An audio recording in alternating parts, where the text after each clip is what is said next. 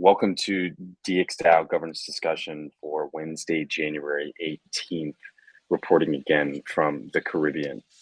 Let's start with the proposal. There's a nice breeze wind there. But yeah, we'll start with the proposal, or we'll look at the agenda first. And yeah, so not I guess a quiet week in terms of number of proposals on Mainnet. I was having trouble kind of copying some of the links over, so some of the cow swap orders are not there. We can get to that in a second. But yeah, we can see that there, and then just kind of discussion. The only thing was really, we've got the most recent redemption balancer went through just a couple hours ago, and then there was a new transaction, and then I guess post on one, first from Molotov and then another one from Triangular. So I think it'd be helpful to talk about those. Those have not been submitted as proposals yet there. Cool. The Wi-Fi is like really, really bad here. It's kind of annoying. This is like the only place I actually get Wi-Fi, like in this whole place. It's near the pool. Cool. Let's go over the proposals on Mainnet first, and you can see a couple different proposals here related to like DXD liquidity. Some of these buyback orders that we had put in for LUSD are basically not being taken. This one has not been executed, but it basically because they were submitted for dollars at a lower price 16 days ago. And for anyone that's been following crypto, of course, ETH has really shot up. So I think this one is at like 580, 560. So that will not get picked up. There's another, and then related to that, there is another proposal to provide additional liquidity on Swapper. This one's running at 13 and a half hours. So this is the second one. There was already one with 61 DXD and I think 25 ETH in. That's why there's a bit more liquidity on Mainnet there. And I think probably the most relevant for on-chain liquidity right now are these two proposals regarding this cow swap WETH order. So as opposed to all the other cow swap orders that are at USDC, this one is a big 400 WETH order that's denominated in ETH. So this presumably will be not good to go when in 9 days when it passes, and that will be like 0.642 WETH for DXD, which is actually pretty significant to what's trading on chain right now. I think it's 0.37 in the swapper pool there. So I think that will help stabilize some of the on-chain liquidity there. And so that kind of the on-chain liquidity part, and then that's what's related to this wrapping 400 ETH with Mimic Vault. So in order to do a cow swap order with ETH, well, you can't really do it with ETH. You need to have wrapped ETH WETH, and so we are using the Mimic Vault, which has previously been tested here. It basically just sends ETH you send ETH from the Treasury to this vault, and it automatically wraps it and sends it back to DXDAO. So that will happen in a day and a half, or it needs to happen before this other order for the 400 WETH order to come through there. But as I said, I think this will help stabilize the on-chain liquidity component. Now, separate from the on-chain liquidity, of course, is a couple big redemption balancer, I think that's what we're calling them. Yeah, redemption balancer proposals. And so this was a proposal submitted last week in the middle of when Connor had submitted his. You can see here it's submitted from here, and it just kind of sets the standards for how other redemptions or other member balancers are kind of related to Treasury should take place. And this is a really, really helpful spreadsheet you can see here that was created by Molotov. It's actually the same Treasury dashboard that we used before, but he made it a lot cleaner and did some of the ways to clean it up. So this is a proposal. I think I'm the only, I think Candy Forbes is actually the only one that has voted on this proposal yet, but this is kind of, I think, sets out clear guidelines for that. And I think that is, we can get to maybe Molotov's proposal in a second, but I wanted to see if there are any other comments on this. We have one other Mainnet proposal here. I think this is actually not showing up on Alchemy right now. I think there's some the old subgraph syncing issues there, but we can see on DXvote there is level K vested DXD claim from January 21 to January 2022. So this is for 102 DXD, and I believe John had already posted in the forum kind of explaining this. And yeah, you can see this post for confirmation on the amounts and then also when they have vested. Okay. But that's it for mainnet proposals. Any comments, thoughts on mainnet proposals outstanding?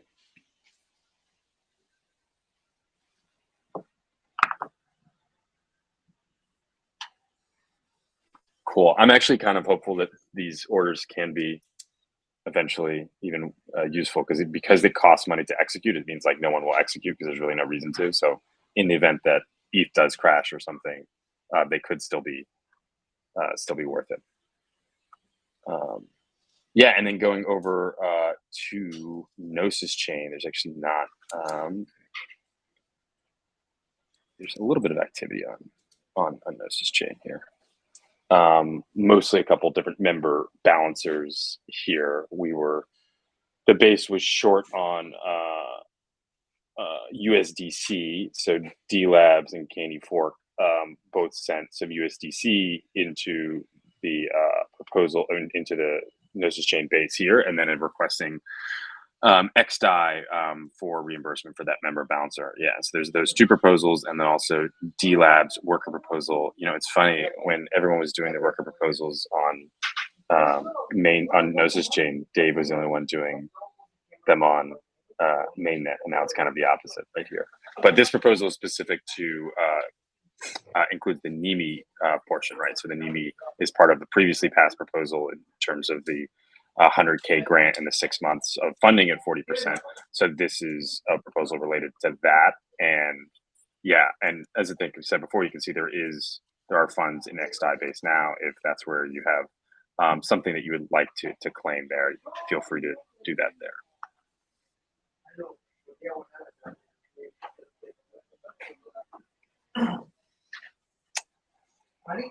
Cool. Any other thoughts on I guess not much on Gnosis chain there.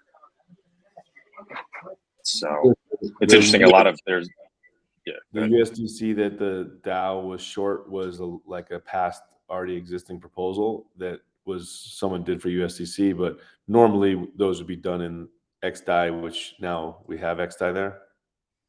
Yeah, it was. So remember, the Gnosis chain base was like a little bit in debt because of those proposals, and I thought they were all in XDAI, but whatever was one proposal was in USDC, and it's actually really we should have traded the USDC before we deposited the XDAI into Gnosis chain base, because it's actually a pain to get out of XDAI, because on Gnosis chain you run into the same problems where on mainnet we can't transfer ETH to a multi-sig wallet because of, I don't know, Berlin or something. On XDAI you can't transfer XDAI to a multi-sig wallet, and because of that you can't actually even like trade it or do much from the treasury there. So we have all this XDAI, and it's kind of hard to do anything but just pay people out in it.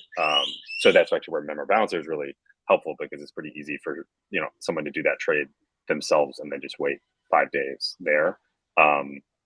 But yeah, this was just to replenish after a previous proposal. There's the way you're wrapping ETH with the Mimic Vault on mainnet. There's no equivalent of that on Gnosis chain, right?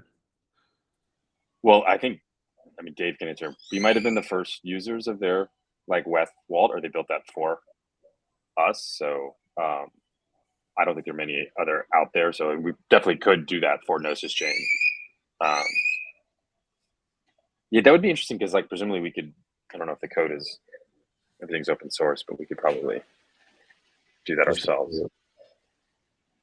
3 arrows, 3AC. Let's see it.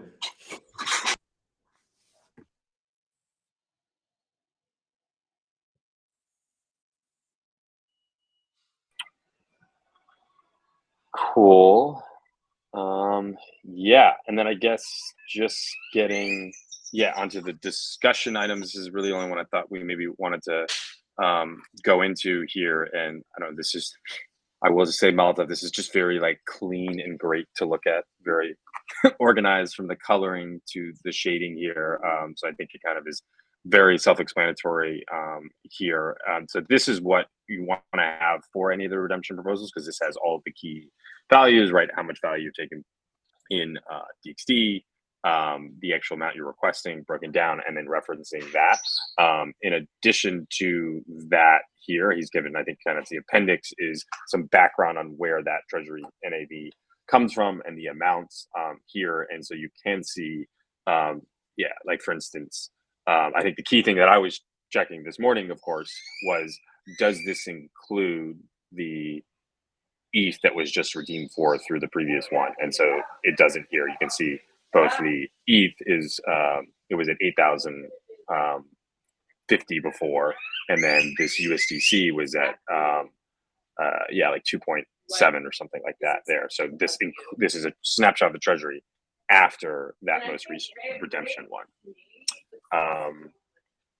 And then yeah, I wasn't sure if there was any kind of Malta, I don't know if I got everything there, or any kind of questions on how those are calculated. I guess there's not actually.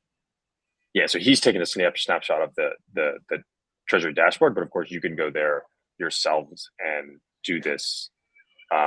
You could see this is clearly what he had done there. I guess the interesting thing maybe for discussion, so there was just another proposal, or I guess just a draft form of that here. And interesting, this is just using a slightly lower value for DXD. I think that might just be because there was a slightly different ETH price there, and that's kind of, at the time of transaction there. So I guess what we could see is a couple different redemption proposals like coming in on claiming the same rate or whatever that Molotov has here. So these are the two right here.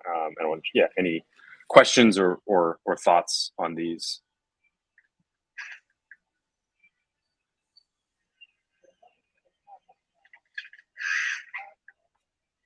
It is because he's redeeming less DXD. Ah, got it. Yeah.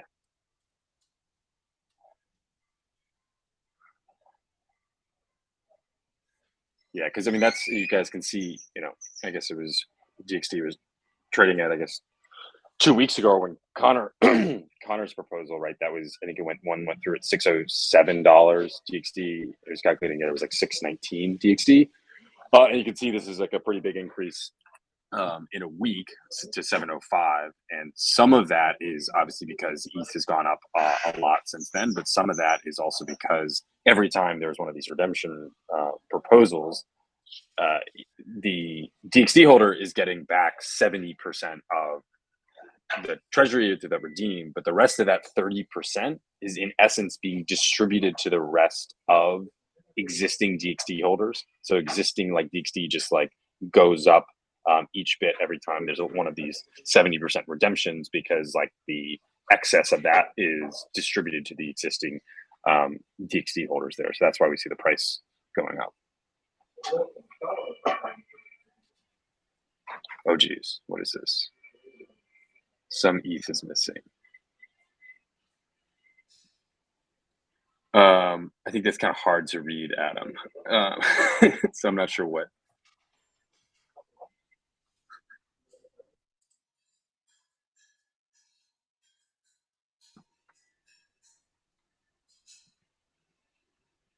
Is there, I guess some ETH is missing from the redemption proposal, or from, yeah.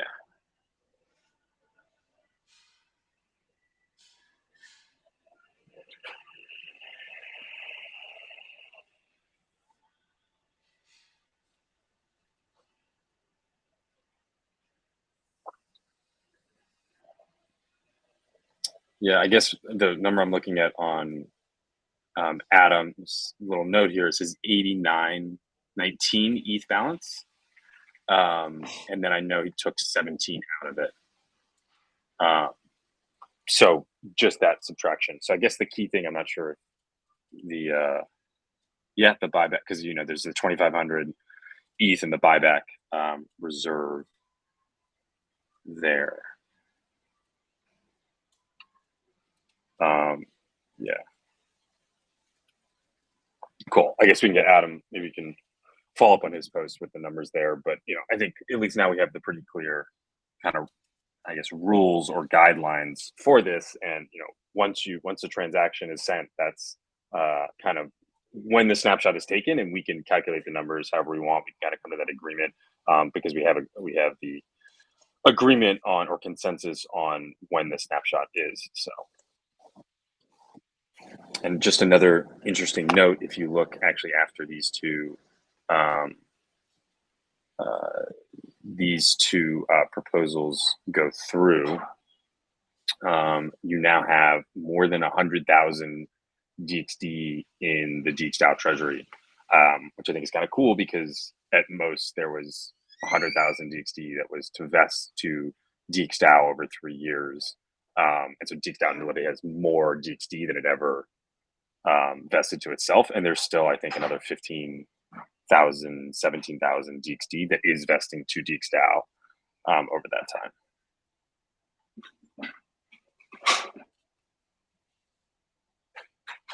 Then also, just as if you can look on Etherscan right now and you see the price of 570, but if you look on this $3.6 million redemption that just went through a couple hours ago, the DXD price was much higher. And so it seems that the market is maybe there's a little bit of market inefficiency in terms of what DXD is trading at right now.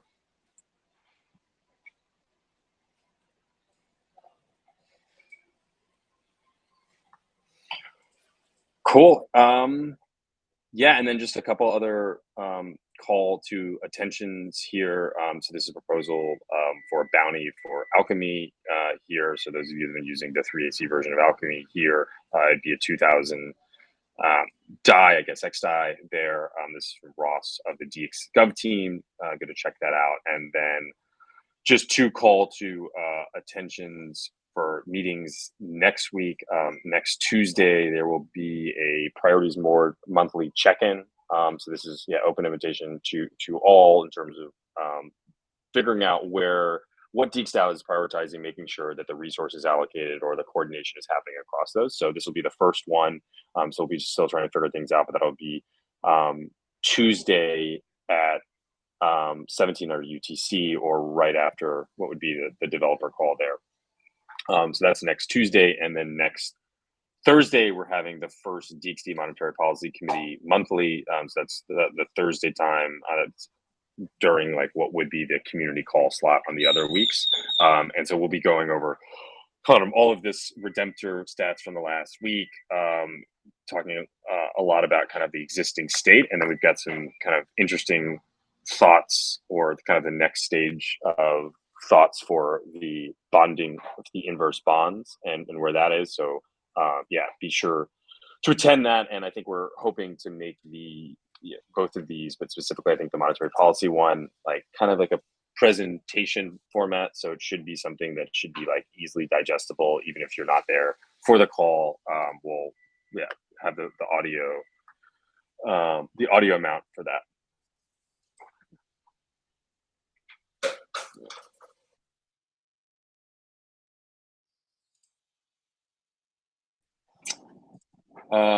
Innominate says, what is the estimated amount? I mean, I think now the price floor has been set at 70% by DXDAO governance, and I think that's clearly been committed to there. I think having that as a signal for overall product funding is a good overall incentive structure for that. But I think it really what I think it will do is make sure that there is a lot more alignment between DXD holders, the capital providers, and what the funds are being spent on and kind of allocated in different ways. And I think that process will take a bit of time. But right now I think it's a 70%. I don't see any reason why that would change in the future. Of course, this could lead to product funding declines, but that is yeah, it kind of is the incentive structure that could lead to, better product development, maybe better allocation of resources into kind of other things about DXDAO's mission. I think this is a big change in how things are, how process works in DXDAO, but DXDAO is coming up on 3.5 years, almost 4 years here of on-chain governance, and it's gone through a lot of different waves of that. So I think this is the beginning of another wave there. I'm ultimately, like, I'll show my bias, like I'm pretty bullish on ETH, and I think ETH has been very closely tied to DXDAO's story kind of from the beginning, and I think that factors into a lot of how the treasury is used and basically how often and when the funding for product development will be there.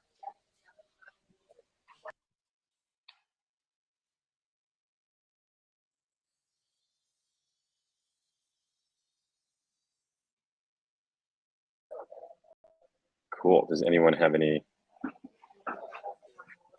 other thoughts, questions about this or anything on the? Yeah, I mean, it can't. I mean, we did go over this when we were doing the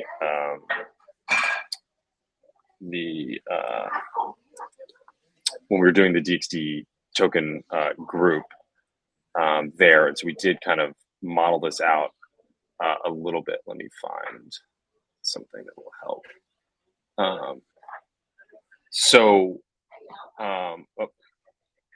This is a little secret here.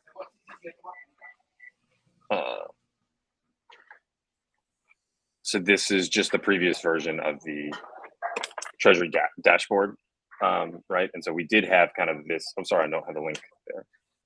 Looking at a different browser. Okay.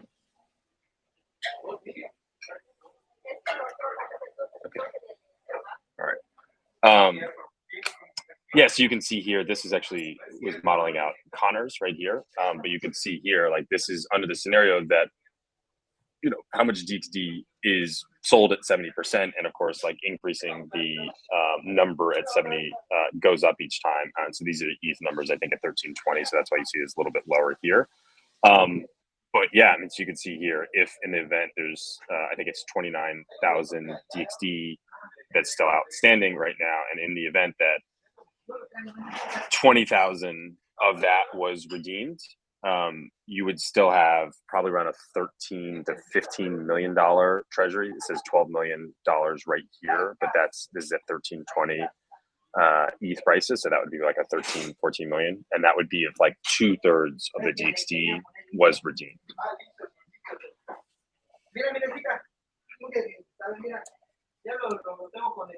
And so you could obviously go take that further down, and you keep going further down to 1,400 DXD. You can see, like, there still is a treasury for that. It's a very lucrative thing for any of the DXD holders there. So I think in the end, there is, like, the treasury kind of has because it's getting the 30% of the proceeds from any of these redemptions, like, the treasury is like, is growing as a value for each individual DXD that's not redeemed.